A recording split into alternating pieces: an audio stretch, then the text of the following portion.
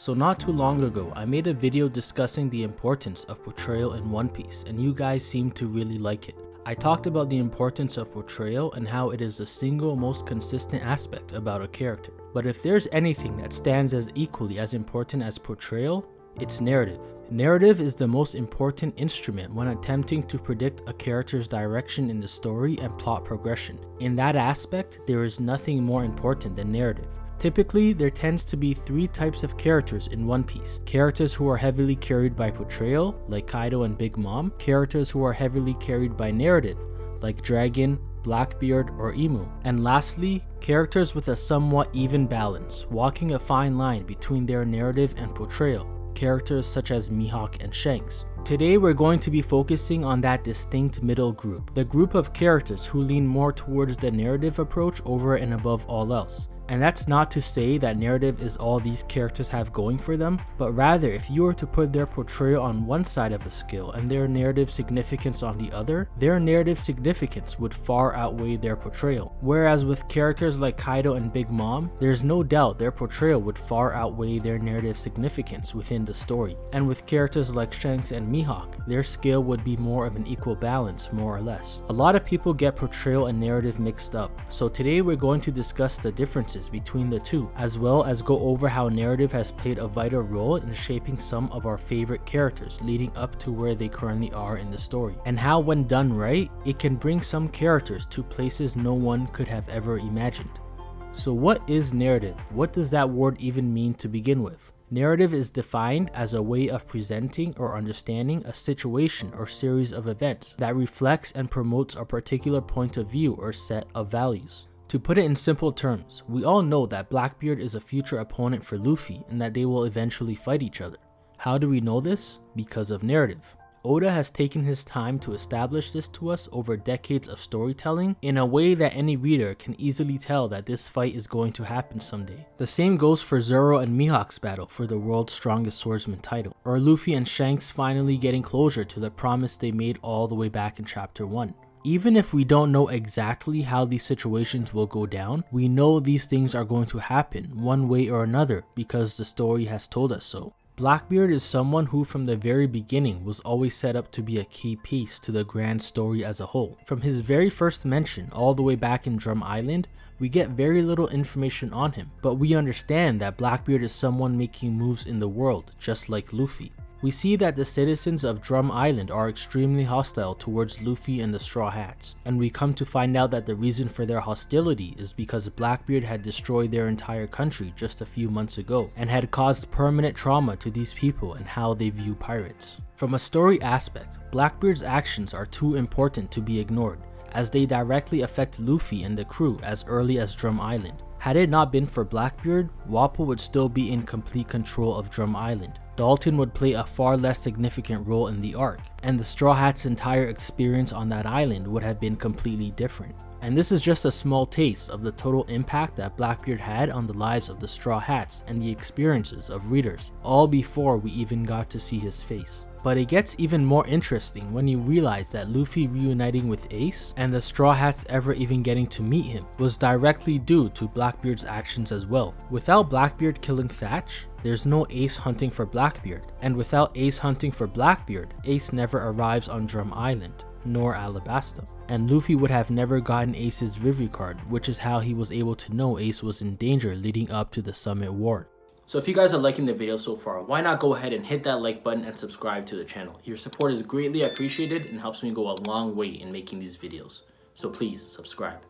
Blackbeard had such a massive impact on so many major characters leading up to the war. Shanks meeting with Blackbeard, Ace seeing Luffy again, the world government replacing Crocodile, all can be traced back to Blackbeard and his actions. And because of this significance of his character, in any encounter or obstacle he faces, he's almost always guaranteed to prevail. He defeats Ace, he defeats and kills Whitebeard, he breaks into Impel Down and escapes with a larger and stronger crew. He's able to do these things because when it comes to narrative significance, he's second only to Luffy. And because his significance will always outweigh anyone else's, He will continue to succeed when faced with obstacles. He will continue to defeat the strongest opponents up until the moment he and Luffy have their long-awaited battle. This is why I'm a strong believer that sooner or later, Shanks is going to be killed by Blackbeard. The setup and tension between these two has always suggested a clash between them someday, and the only thing that will matter in that moment is narrative significance and who is more important to the story's progression.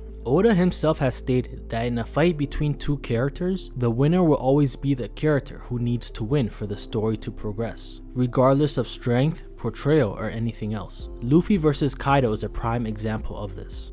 If you've watched my video on the importance of portrayal, I talked about a moment with Crocodile in the post-war arc, where he finally puts his self-doubts aside and once again sets his sights on the new world. I discussed in depth the importance of this scene strictly from a portrayal standpoint. This time, let's discuss the significance of this scene strictly from a narrative aspect.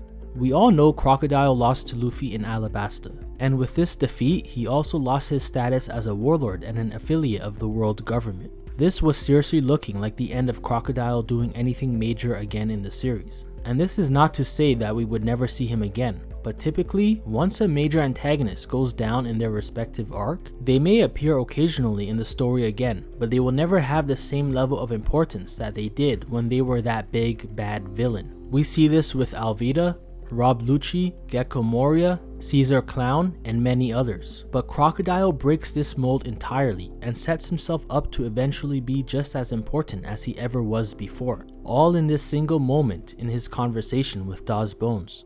In Alabasta, we see that due to his past experiences, Crocodile has no interest in going to the New World or getting the One Piece. Crocodile's mission was Operation Utopia, a plan to eventually dispose of King Nefertari Cobra, take over the throne of Alabasta Kingdom, and acquire the ancient weapon Pluton. The purpose being to create a utopia capable of competing with the world government. But after his loss to Luffy, this plan goes up in smoke, and by the time we get to the post-war arc, he seems to be returning to his old ambitious self. The man who wanted the One Piece, the man who challenged and fought Whitebeard in the New World, and he finally decides to go back into the New World and face his dream that he abandoned so long ago. With this moment, you can almost say that Oda hits a reset button on Crocodile's entire character, switching his fundamental motives, his ambitions, and his desires all with one moment. And this was so well done because this was always something Oda had established about Crocodile's character from the very beginning.